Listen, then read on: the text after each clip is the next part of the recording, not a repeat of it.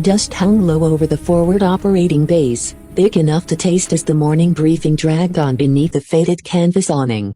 Maps were spread across a steel table, radios crackling, boots shifting in the gravel. When the deputy spoke, his voice calm and measured. The senior officer cut him off mid-sentence without even looking up. A few men snorted quietly. Someone near the back rolled their eyes. Another leaned in to whisper, not quite softly enough.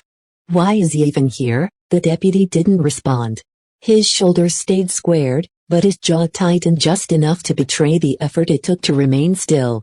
He folded his hands behind his back, knuckles widening, breathing slow and deliberate. Around him, the doubt felt thick, shared, unspoken yet heavy. It wasn't one voice. It was a room full of glances, smirks, and assumptions pressing in on him from every side. He stared straight ahead, saying nothing, as if silence were safer than being heard. His name was Lieutenant Aaron Cole, 27 years old, newly assigned as deputy to Colonel Marcus Hale, one of the most respected field commanders in the region. On paper, the role sounded impressive.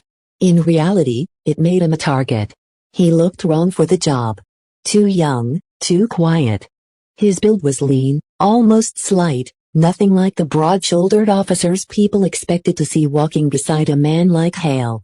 When he stood at attention, his posture was perfect, but it only seemed to make others more aware of how small he appeared among them. Some whispered that he looked like he belonged behind a desk, not beside a commander who had led men through 3 deployments. What most of them knew or thought they knew was that Cole had transferred in from logistics 6 months earlier. Supply routes, inventory chains, movement schedules, paperwork. To them, that meant he had lived behind screens and spreadsheets, not in dust and danger. They said it with smirks. They said it with jokes. "Careful," someone muttered once, not even trying to hide it. "He might file a requisition against you." Laughter followed. Aaron heard it all. He always did. He never reacted. He walked a half-step behind Colonel Hale, clipboard in hand, eyes scanning without being obvious about it. When Hale spoke, Aaron listened. When others spoke over him, he stepped back without protest. It became a pattern quickly. His suggestions were ignored, then later repeated by someone else as if they were new.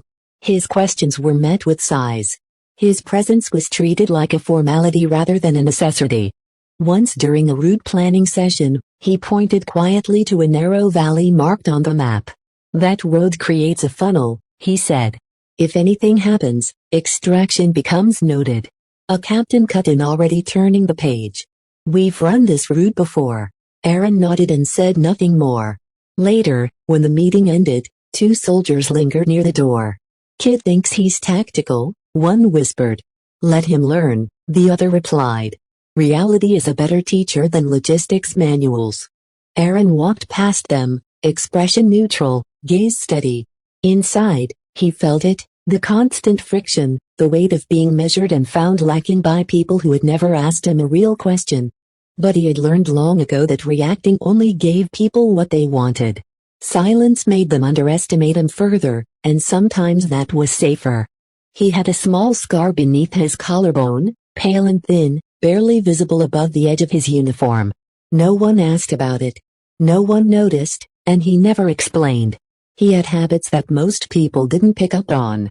When he entered a room, his eyes moved instinctively, not to faces, but to exits, corners, blind spots. He counted people without meaning to, not out loud. Just a soft mental tally: 1, 2, 3. He always knew how many were there. When a helicopter thundered overhead, rattling the tents and sending loose tools clattering, others flinched or looked up. Aaron didn't. His breathing didn't change. His eyes didn't widen. It was as if noise had no authority over him. People noticed these things, but not consciously. They felt them, though. Something about him unsettled them, even as they dismissed him. Colonel Hale treated him with professional courtesy, nothing more. The colonel was fair, but distant. He had little patience for inefficiency, and Aaron's quietness read as uncertainty. Hale had been told the deputy was a temporary assignment, a filler, someone to help with reports, schedules, coordination, a logistics mind, not a combat one. And so that was how Aaron was framed. Not as a soldier, as a clerk. At meals, people spoke around him. Conversations curved past him like he wasn't there. When stories were told loud, exaggerated accounts of firefights and near MRS. He listened without interruption, hands folded, posture straight, eyes steady. He never tried to insert himself. He never said that happened to me, too, because he didn't need to. Once in the mess tent, a corporal nudged another and nodded toward Aaron. Bet he's never fired under pressure. Aaron heard it. He kept eating. He absorbed humiliation the way some men absorbed heat quietly without flinching, not because he was weak, but because he had learned that strength didn't need witnesses. At night, when the bass quieted and radios softened to murmurs, he sometimes stood near the perimeter, eyes scanning the dark without looking like he was scanning. He could tell you the rhythm of the night guard's footsteps, the distance between floodlights, the gaps in visibility. No one asked him how he knew. No one asked him what he had seen before he ever arrived here. They saw his age, his file transfer, his silence, and they built a version of him that fit their expectations. And Aaron let them, not because he agreed, but because he knew how often truth arrived late and how rarely it needed permission. By the time people noticed him, really noticed him, it would be because something had gone terribly wrong, and he would already be moving. The first sign of trouble came disguised as routine. Colonel Hale's unit had been ordered to prepare for a series of coordinated movements across the valley. Supply transfers, reconnaissance sweeps, a small diplomatic escort scheduled within a week. Nothing dramatic, nothing headline-worthy, but something about it made Aaron uneasy from the start. He didn't say it loudly. He waited until the briefing thinned out, until the loud voices drifted toward coffee and jokes. Then he stepped closer to Hale, careful not to sound like he was questioning authority. "Sir," he said quietly, tapping a section of the map. "This corridor has too many blind ridges. If someone wanted to track movement patterns, they'd start here." Hale glanced down. "Barely a second. We've used that route before," the colonel said. "No incidents." "Yes, sir," Aaron replied. "But patterns change." Hale's jaw tightened slightly. "Noted." That was it. By evening, the planning was finalized without a single change. Word traveled fast. Not about the map, about Aaron. "Kid's paranoid," someone said near the motor pool. "He sees ghosts and shadows," another added. They laughed. Aaron kept walking. The second incident was social. The unit gathered in the rectant, exhaustion loosening tongues. Music played softly from a radio. Someone had found a deck of cards. Stories flowed. Louder now, rougher. The kind of storytelling that built reputations and egos. Aaron sat on a folding chair near the edge listening. A lieutenant began retelling a story about a failed ambush years earlier. How they barely escaped. People leaned in. He exaggerated the chaos, the heroics. "And then we flanked them," he said, grinning. "Clean extraction." Aaron lifted his eyes. "That valley has only one flanking path," he said gently. "And it collapses under heavy movement. You'd have been boxed in." The room went quiet for a moment. Then laughter. "Oh, here we go," someone muttered. The lieutenant scoffed. "What would you know?" Aaron didn't answer. "Logistics hero." Another voice chimed. Aaron stood up and left. Behind him, laughter resumed, but softer, not as confident. Some people exchanged glances. The third moment was tactical. A patrol returned late one evening, shaken. They'd spotted distant movement on the ridgeline, too organized to be wildlife. Possibly scouts, possibly nothing. Possibly something. The officers debated it loudly. Most agreed it was nothing. Aaron waited, then spoke. "Sir, if they were watching, they weren't observing us," he said. "They were mapping our timing." A major rolled his eyes. "You've got a lot of theories." "They're not theories," Aaron replied calmly. "They're behaviors," the major waved him off. That night, 2 communications relays glitched for 30 seconds. No one connected the dots. Not yet. People started noticing that Aaron wasn't wrong. Not completely. But admitting that meant admitting they'd been wrong about him, and that was harder. By the fourth day, tension hung like static. The laughter faded. The jokes became whispers. Smirks turned into careful glances. The room still dismissed him, but more quietly. Colonel Hale began noticing. Not Aaron's correctness, his presence. Hale watched him from across rooms, noticed how he stood slightly angled, never directly in the center. How he never leaned back. How he never relaxed his shoulders fully. He saw how Aaron watched doors. How he listened even when ignored. Still, Hale said nothing. Authority rarely corrected itself aloud. The emotional conflict arrived next. Aaron overheard two sergeants near the armory. "He's dead." "Wait," one said. "One mistake. And we're the ones paying." "You think Hale even trusts him?" The other replied, "He's just stuck with him."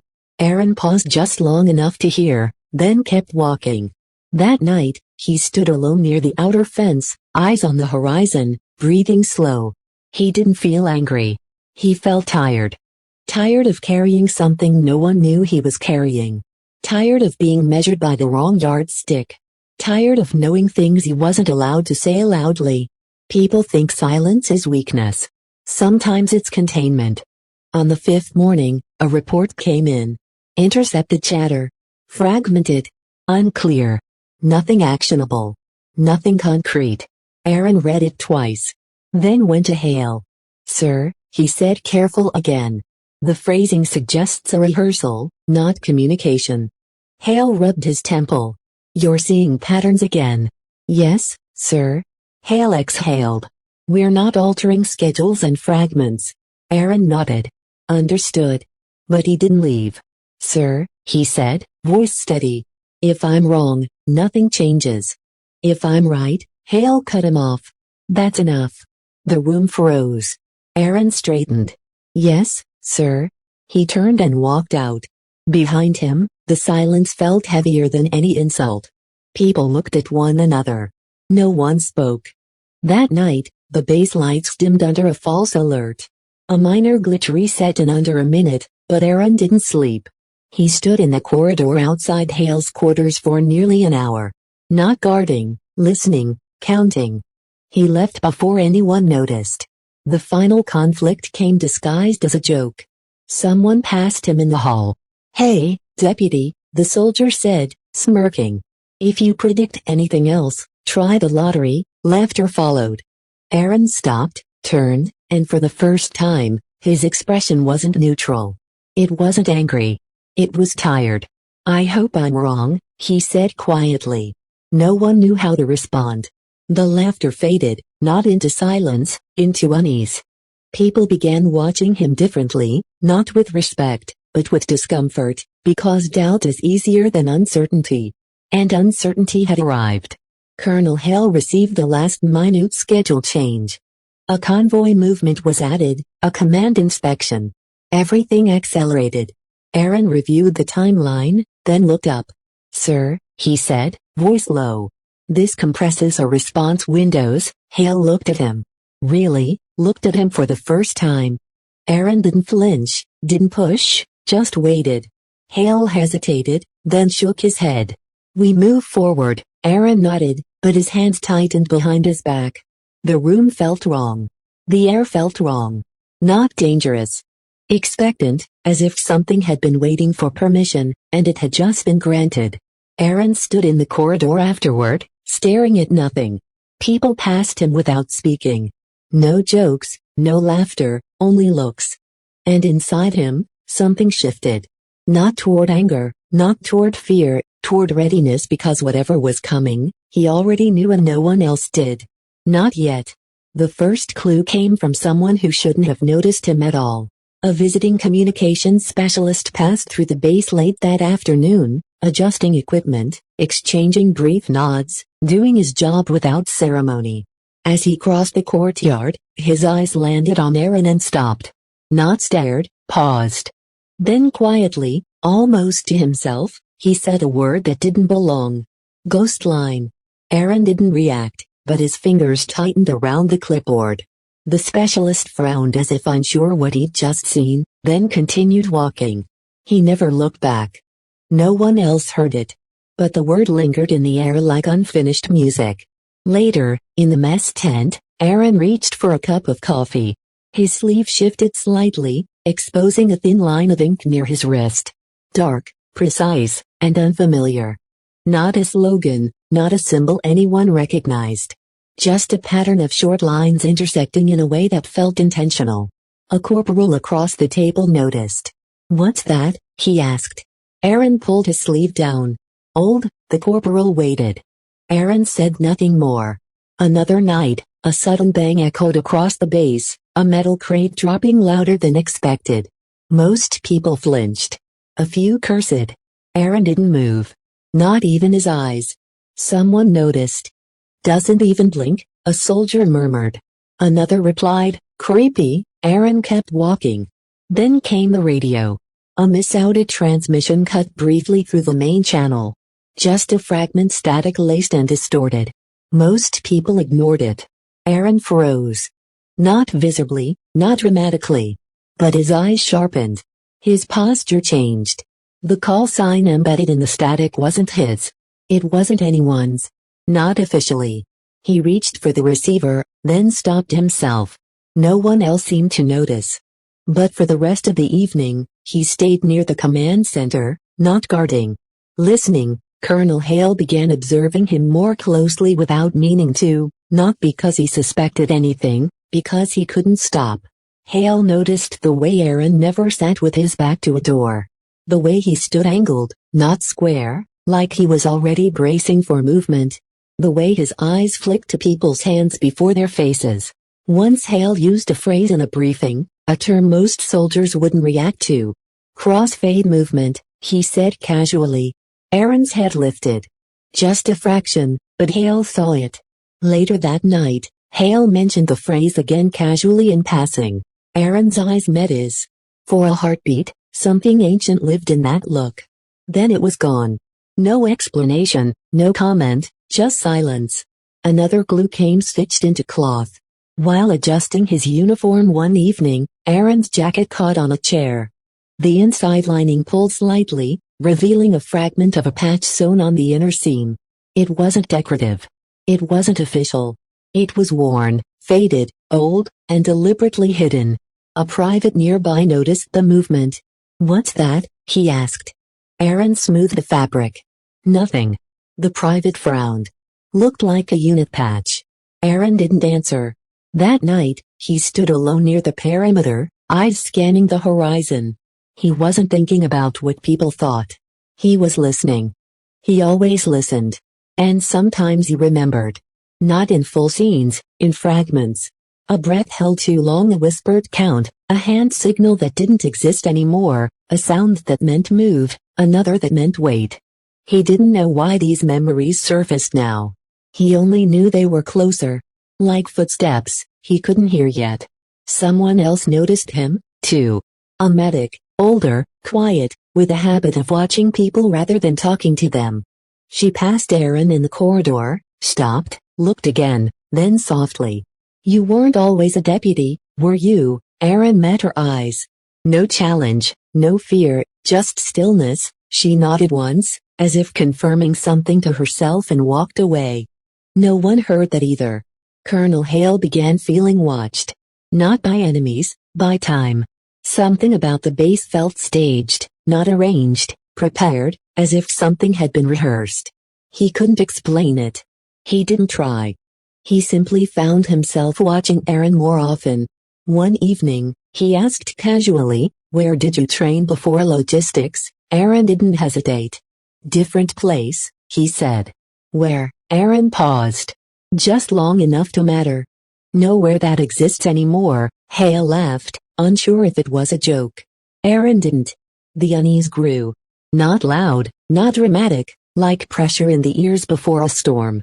People stopped joking about him. They started watching him, not with respect. With questions, and questions, when unanswered, become fear. The word "ghostline" appeared again, written faintly in chalk on a crate, half smudged, probably accidental. Aaron wiped it away without anyone seeing, but his hand shook afterward, just slightly. That night, He stood outside the command hall, eyes scanning, breathing controlled. Something was coming. He didn't know exactly what. He only knew the rhythm, the stillness before it. And for the first time, he felt something he hadn't felt in years. Not fear, anticipation. Because when the silence breaks, he will not be a deputy. Not to the moment, not to the truth, not to what happens next. The moment came without warning, and that somehow made it worse. It began with a routine convoy drill, short, controlled, meant to test reaction times and coordination. No live fire, no hostile simulations, just timing, positioning, communication. The kind of exercise that built confidence, the kind people stopped taking seriously. Colonel Hale stood near the command vehicle, arms crossed, watching his unit move with mechanical precision. Radios buzzed softly, engines idled. Dust hovered like a low fog. Aaron stood a few steps behind him, eyes moving, not following the drill, but the perimeter. A driver misheard an instruction. A squad shifted early. A vehicle edged forward before it should have. Small mistakes. Normal mistakes. But Aaron's eyes narrowed. He stepped forward, not loudly, not dramatically. "Hold," he said. No one listened. "Hold," he said again. A sergeant frowned. "Deputy, step back." Aaron didn't. "Hold," he said a third time. Something in his voice had changed. Not volume. Weight. The lead vehicle lurched. A cargo line snapped. A steel crate swung loose, heavy and fast, directly toward the group clustered near the command vehicle. People shouted. Someone froze. Someone stumbled. Colonel Hill turned too late. Aaron didn't. He moved. Not quickly, not frantically, precisely. He grabbed a nearby cable, pulled hard, rerouted the swing just enough that the crate slammed into the dirt instead of into the cluster of soldiers. The impact shook the ground. Dust exploded upward. People shouted again, this time in shock. Silence followed. Aaron stood where he had moved, breathing slow, hands steady. No one spoke. No one thanked him. They just stared. A lieutenant blinked. "How did you?" Aaron stepped back into place. The drill resumed, but nothing felt routine anymore. Later, people whispered. He saw that coming. He reacted fast. No, not fast. Ahead, someone scoffed. Lucky. Someone else said nothing. That night, a new report came in: drone movement on the outer ridgeline. Still nothing concrete. Still nothing actionable. Aaron read it once, then folded it, then unfolded it, then went to the command hall. Colonel Hale was reviewing data when Aaron entered. "Sir," he said. Hale didn't look up. "We'll handle